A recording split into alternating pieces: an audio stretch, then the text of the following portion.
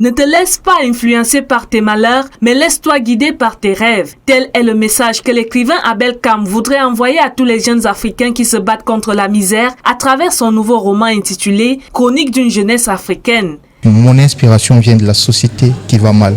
Mon inspiration vient de cet enfant de 8 ans qui mendie sur la route, de cet enfant de 6 ans, 7 ans qui n'a pas un bout de pain pour manger. Et je me suis dit, si je peux, à mon niveau, essayer de changer quelque chose, c'est d'écrire en espérant que les Africains liront et que nos décideurs prendront des décisions qu'il faut. Dans un mélange de prose et de poésie, Abel Kam amène le lecteur à observer l'échelonnement de la vie d'un orphelin qui a dû faire face à l'égoïsme et à la cruauté de son entourage malgré sa fragilité. Une manière d'appeler la société en général et les dirigeants africains en particulier à être plus sensibles à la misère des jeunes.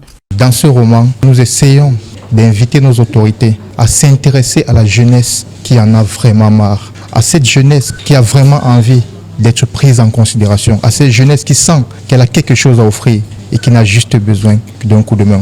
Abel Kam pense par ailleurs qu'il y aurait moins de souffrance en Afrique si certaines responsabilités étaient confiées aux femmes. Il exhorte la femme à prendre les commandes de ce monde parce qu'il estime, entre guillemets, que la femme a beaucoup plus de sensibilité pour équilibrer ou amoindrir les souffrances des êtres humains.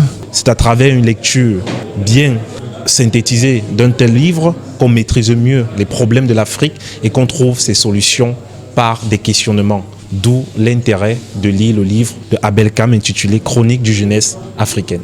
Avec ce nouveau titre de 123 pages publié aux éditions L'Harmattan, Abel Kam, jeune Camerounais de 28 ans, apporte ainsi sa contribution à la construction d'une Afrique juste et équitable pour tous.